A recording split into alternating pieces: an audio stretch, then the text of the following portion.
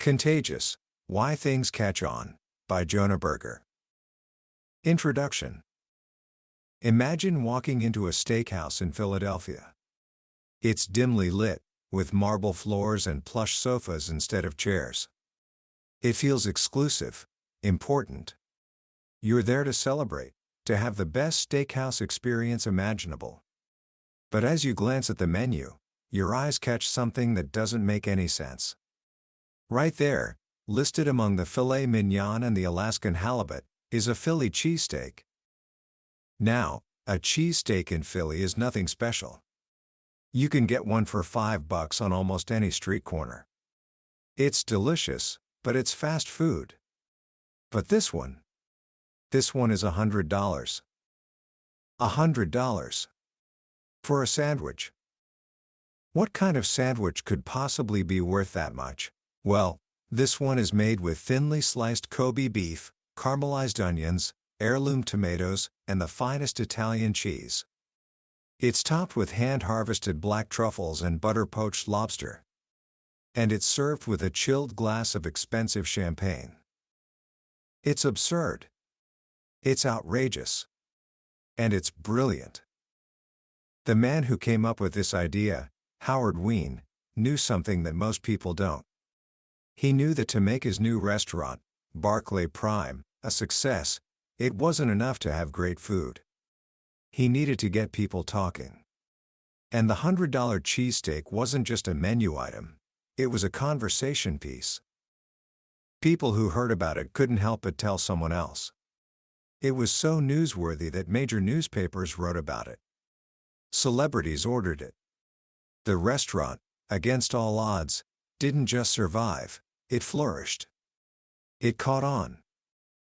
Why? Why did a silly, overpriced sandwich become the talk of the town, while countless other, perhaps better, restaurants failed? Why do some ideas, some products, some stories spread like wildfire, while others fade into obscurity?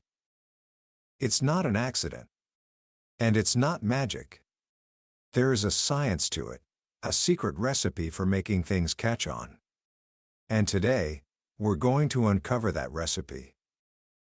In his groundbreaking book, Contagious, a brilliant young marketing professor at the Wharton School named Jonah Berger peels back the curtain on social transmission.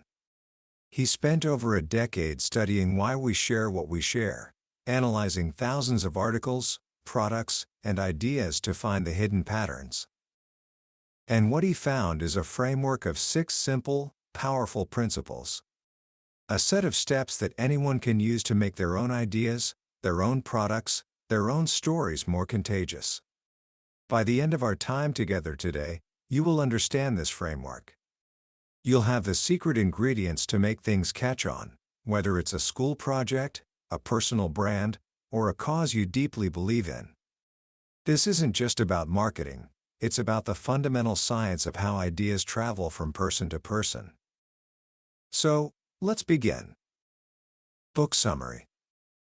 Have you ever stopped to wonder why you talk about certain things and not others? Around the lunch table or in a text chain with your friends, millions of topics are available. You could talk about anything. Yet, you talk about a specific movie, a funny video you saw, or a strange story you heard. Why that one? For a long time, people thought the answer was about finding special people, influencers, they call them. The idea was that if you could just get the cool kids or the popular people to talk about your product, it would spread. But Jonah Berger's research reveals a much more powerful truth. He says we've been so focused on the messenger that we've completely missed the most important part, the message itself. He uses a great analogy. Think about jokes. We all have that one friend who is an amazing joke teller. They have perfect timing, and they always get a laugh. But some jokes are just so funny, it doesn't matter who tells them. The joke itself is inherently viral. Berger argues that contagious ideas are like those jokes.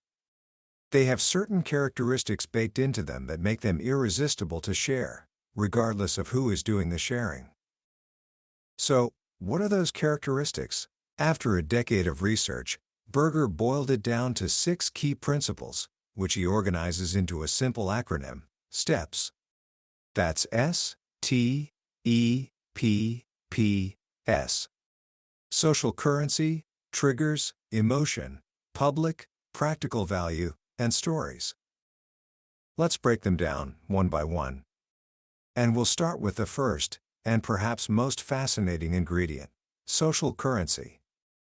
Think about the clothes you wear, the music you listen to, the places you go. These choices aren't just about what you like, they send a signal to others about who you are. We use them to craft an image, to make ourselves look smart, cool, and in the know. Well, the things we talk about work the same way. Sharing a cool fact, a hidden gem, or an exclusive piece of news is like currency. It's social currency. It makes us look good. People don't share a boring story about their commute, but they will tell everyone about the secret, unmarked bar they found hidden behind a phone booth in a hot dog joint. That bar actually exists. It's a place in New York called Please Don't Tell. You have to walk into a little hot dog restaurant, find an old wooden phone booth in the corner, pick up the rotary phone, dial the number 2, and wait for someone on the other end to ask if you have a reservation. If you're lucky, the back of the phone booth swings open, revealing a hidden cocktail lounge. The name itself, Please Don't Tell, is a masterpiece of psychology. Because what do you do when someone tells you a secret? You tell someone else. Knowing about this place gives you social currency. You're an insider. You have access to knowledge that others don't, and sharing that knowledge makes you seem cool. Berger says there are 3 ways to generate social currency. First, find the inner remarkability. Every product, every idea, has something unusual or surprising about it. You just have to find it. Remember the $100 cheesesteak? It broke the pattern of what people expected from a sandwich. It was remarkable. Snapple did this by putting real facts under their bottle caps. A ball of glass will bounce higher than a ball of rubber. Who knew? It's a surprising, shareable tidbit of information. When you share it, you sound interesting. Perhaps the most legendary example of finding inner remarkability is a blender company called Blendtec. Blenders are boring. They're kitchen appliances. Nobody talks about their blender. But Blendtec's founder, Tom Dixon, had a habit of trying to break his blenders to test their durability. He'd shove 2x2 boards of wood into them to see if they'd hold up. One day, the new marketing director, George Wright, saw the sawdust on the factory floor and had an idea. For a $50 budget, he bought some marbles, golf balls, a rake, and a white lab coat for Tom. He put Tom in front of a camera and asked him a simple question: will it blend? They dropped 50 glass marbles into the blender, hit the button, and 15 seconds later, all that was left was a fine, white powder. They pulverized golf balls. They reduced a garden rake to a pile of splinters. They even blended an iPhone. The videos went viral, racking up hundreds of millions of views. Sales for this boring blender shot up by 700%. Why? Because they found what was remarkable about their product, its insane power, and showcased it in a surprising way. People shared the videos because it made them look like they were in on this amazing, unbelievable secret. The second way to create social currency is to leverage game mechanics. Think about frequent flyer programs. People will book inconvenient connecting flights or pay more money just to earn miles and climb to the next status level: gold, platinum, executive. Why? Because it's a game. Game mechanics are the rules and feedback loops that make games so compelling. Points, levels, leaderboards, they all tell us where we stand. And we are wired to care about that. We don't just care about how we're doing in absolute terms. We care about how we're doing relative to others. Achieving a high status, like being a platinum medallion member, feels good. It gives us a visible symbol of status that we can show off. And when people show off their status, they talk about the brand that gave it to them. A friend might post on Facebook about the free upgrade he got on Delta. He's bragging, sure, but he's also advertising for Delta. He's spreading the word for free. Foursquare did this brilliantly by creating badges and crowding mayors of different locations. It turned the simple act of visiting a coffee shop into a game, a way to earn status that you could then share with your friends. The final way to generate social currency is to make people feel like insiders. This is about scarcity and exclusivity. We all want things that are hard to get. If something is secret, exclusive, or in limited supply, we assume it must be valuable. A website called Rulala mastered this. It was a flash sale site that sold designer goods, but the deals were only available for a very limited time, sometimes just a few hours. And more importantly, it was invitation only. You had to be invited by an existing member to even get in. This created a powerful sense of exclusivity. Being a member of Rulala made you feel like an insider, part of a special club. And because of that, members became the site's best ambassadors, eagerly inviting their friends to join so they could share their insider status. Scarcity and exclusivity make people feel special. And when people feel special, they talk. They share their insider knowledge as a form of social currency. So, that's the first ingredient: social currency. Make people feel smart, cool, and in the know for talking about your idea. But here's a puzzle. Think about two things: Disney World and Cheerios breakfast cereal. Which one do you think gets more word of mouth? Almost everyone says Disney World. It's exciting, magical, remarkable. It's full of social currency. Cheerios are, well, they're just oats in a box. They're boring. And yet, Jonah Berger's research found that people talk about Cheerios more than they talk about Disney World. Why on earth would that be? This brings us to the second and arguably the most important principle in the STEPS framework: triggers. A trigger is a stimulus in our environment that reminds us of a related concept or idea. If I say peanut butter, you think jelly. If you see a dog on the street, you might think of your own dog. Sights, smells, and sounds can all act as triggers, bringing related thoughts to the top of our minds. And here's the key: top of mind, tip of tongue. We talk about what's on our minds. Disney World is amazing, but how often are you triggered to think about it? Maybe when you're planning a family vacation, or if you see a movie with Cinderella's castle. For most of us, that's not very often. But Cheerios? You might eat them for breakfast every morning. You see the box in your cupboard. You walk past them in the cereal aisle at the grocery store. Breakfast itself is a daily trigger. These frequent triggers keep Cheerios at the top of our minds, which means we're more likely to mention them in conversation, even if it's just small talk. Berger's research showed a clear pattern: more frequently triggered products get more word of mouth. While interesting things get more immediate buzz, it's the triggers that create sustained, ongoing talk. One of the most powerful examples of a trigger is a song that almost everyone agrees is one of the worst ever made. In 2011, a teenager named Rebecca Black released a song called Friday. The lyrics are painfully simple. 7 a.m., waking up in the morning, gotta be fresh, gotta go downstairs, gotta have my bowl, gotta have cereal. It was universally mocked. Yet, it became one of the most viral videos of the year.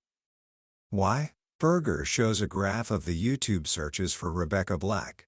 The graph is mostly flat, but then there's a huge spike. And another one exactly 7 days later. And another one 7 days after that. Those spikes all happened on a Friday. The day of the week itself was a massive, recurring trigger that reminded millions of people of this terrible, unforgettable song, prompting them to search for it, share it, and talk about it. Every Friday, the song came back to life. Companies can use triggers to their advantage. In the 1990s, sales of Mars bars saw an unexpected spike. The company hadn't changed its advertising or pricing. What had happened? NASA's Pathfinder mission had just successfully landed on the planet Mars. The news was everywhere. And all that media attention on the planet Mars acted as a giant trigger, reminding people of the candy bar. You don't have to wait for a lucky coincidence, though. You can create your own triggers. A few years ago, the Kit Kat brand was struggling. Sales were declining. So, the marketing team came up with a new campaign linking Kit Kat with a coffee break. Kit Kat and coffee. The radio ads repeatedly paired the two together. Why coffee? Because coffee is a frequent trigger. Millions of people drink it every day, often multiple times a day. By linking their candy bar to this common habit, Kit Kat created a powerful new trigger. Every time someone reached for a cup of coffee, they might also think of a Kit Kat. The campaign was a massive success. Sales grew by a third in just 1 year. They didn't change the product, they grew its habitat of triggers. So, the second principle is triggers.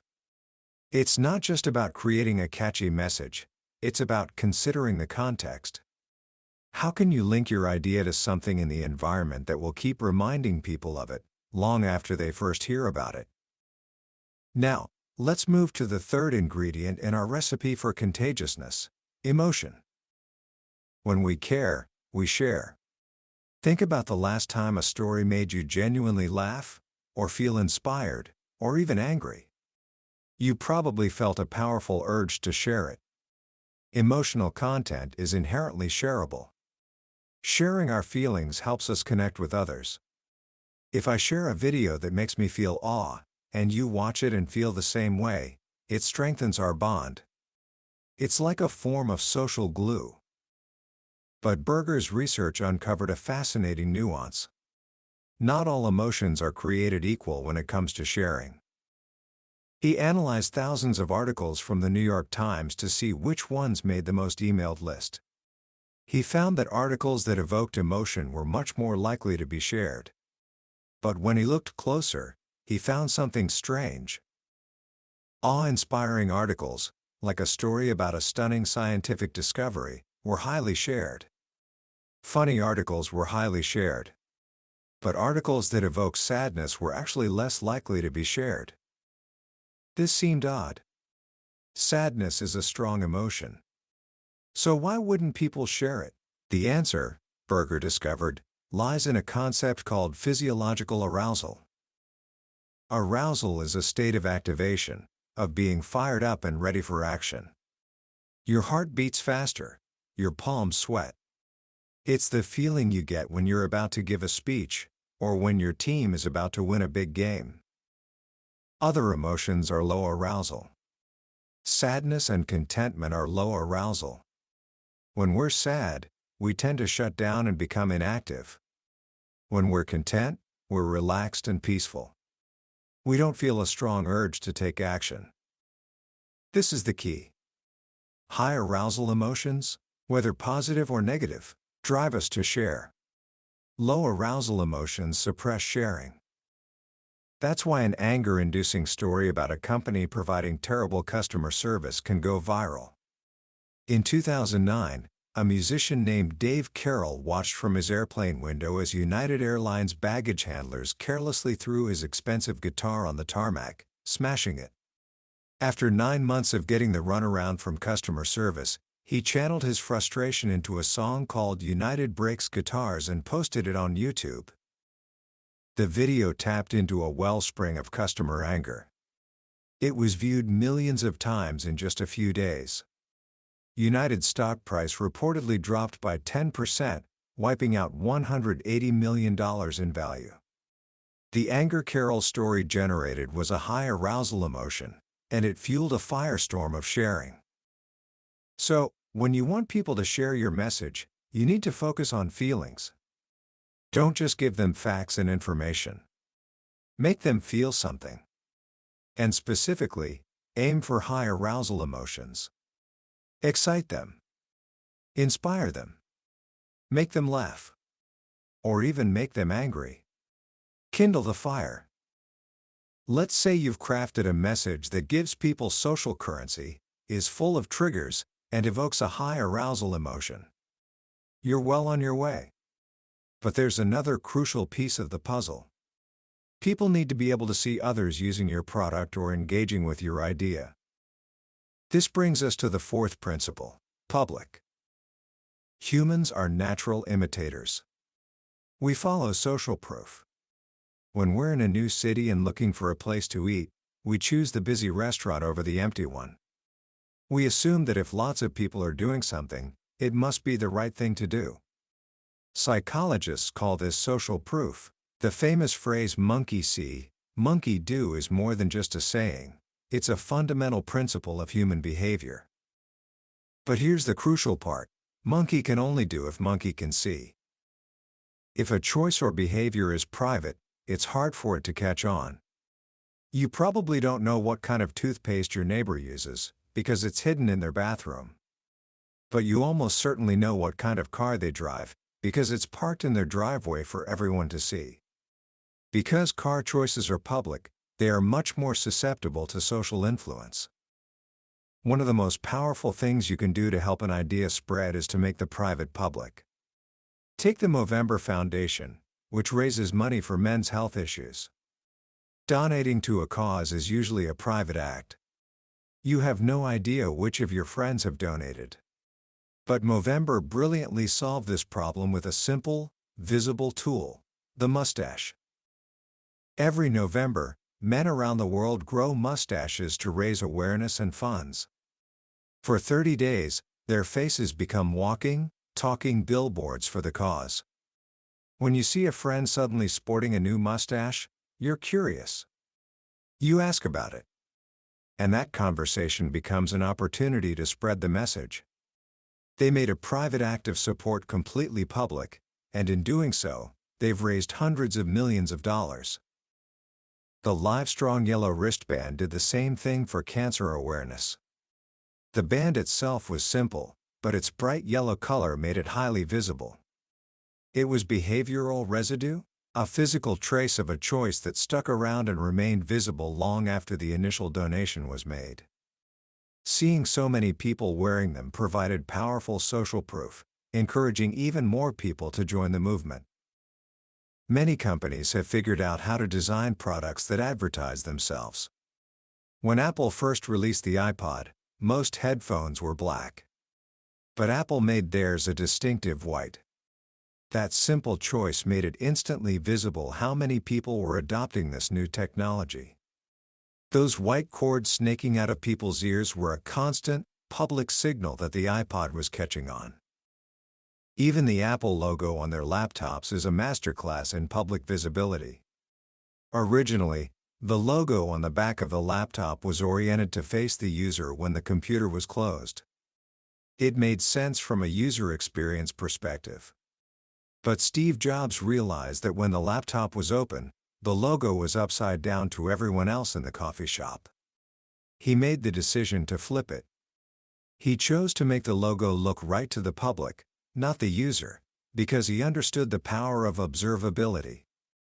Every open laptop became a tiny advertisement for Apple. So, the fourth principle is public. If people can't see it, they can't imitate it. You need to design products and initiatives that advertise themselves and create behavioral residue that lets others know what people are doing. If something is built to show, it's built to grow. Now, we come to the fifth principle, which might seem obvious at first, but has a surprising depth to it: practical value. Put simply, people like to help others. And one of the easiest ways to help is by sharing useful information. Tips, advice, and knowledge that can save people time, improve their health, or save them money. Sharing is caring. An 86-year-old man named Ken Craig became a viral sensation with a simple video about shucking corn. For anyone who has ever wrestled with those annoying, stringy silks on a corn cob, Ken's trick was a revelation. Microwave the corn in its husk for a few minutes, cut off the bottom end, and the corn slides right out, perfectly clean. The video wasn't flashy. It didn't have social currency or high emotion. But it was incredibly useful. Millions of people shared it simply because they wanted to help their friends and family solve a common, annoying problem. It was news you can use. Saving money is one of the most common forms of practical value. We can't help but share a great deal. But what makes a deal seem great? It's not just about the absolute amount of money you save. The psychology here is fascinating, and it comes down to a concept from behavioral economics called prospect theory. The key idea is that we evaluate things relative to a reference point. A 50-cent coffee seems incredibly cheap in New York City but absurdly expensive in rural India. The price is the same, but our expectations, our reference points, are different. This is why promotional offers are so powerful.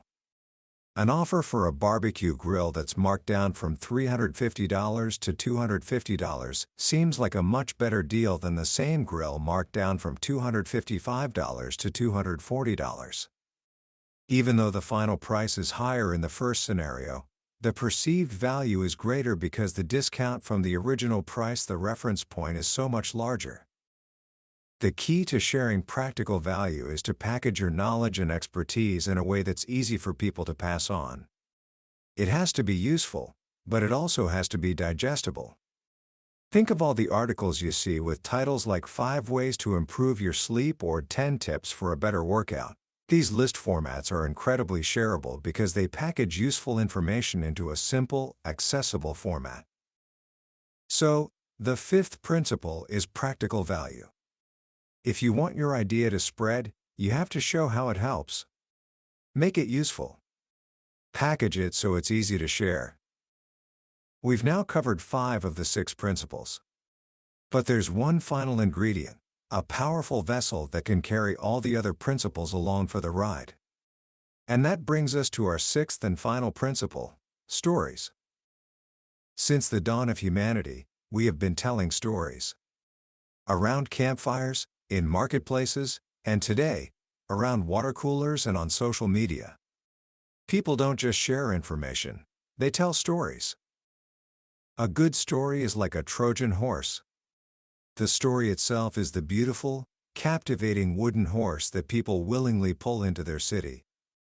But hidden inside is your message, your idea, your brand.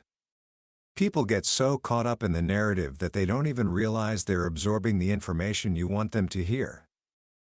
Think about the story of Jared Fogle, the man who lost 245 pounds by eating Subway sandwiches. This is a powerful story. It's remarkable social currency, it's inspiring emotion, and it contains a useful lesson about weight loss practical value. People share the story because of Jared. But every time they tell it, the Subway brand comes along for the ride. Listeners learn that Subway offers healthy options, so healthy that someone can lose a massive amount of weight eating there. The brand is integral to the narrative. You can't tell the story of Jared without talking about Subway. This is what Berger calls valuable virality. It's not just about getting people to talk, it's about making sure your brand is a crucial part of what they're talking about. This is where many viral marketing campaigns fail. A company might create a hilarious video of roller skating babies that gets millions of views. But if the babies have nothing to do with the product, say, bottled water, people will share the video but forget the brand. The brand wasn't integral to the story. It was just slapped on at the end. It's like building a beautiful Trojan horse but forgetting to put any soldiers inside.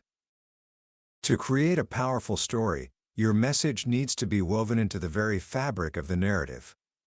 Dove's evolution video is a masterclass in this. The video shows, in a time-lapse, a regular woman being transformed into a billboard supermodel through layers of makeup, hairstyling, and extensive digital retouching. It ends with the line, "No wonder our perception of beauty is distorted." The story is emotional, surprising, and taps into a conversation people already wanted to have about unrealistic beauty standards. It's a powerful narrative on its own. But Dove, a beauty products company, is the one telling the story. By doing so, they embed their brand's message, a campaign for real beauty, directly into the narrative. The story is the vessel, and Dove's brand identity is the precious cargo hidden inside. So, the final principle is stories. If you want to share an idea, wrap it in a narrative. Build a Trojan horse.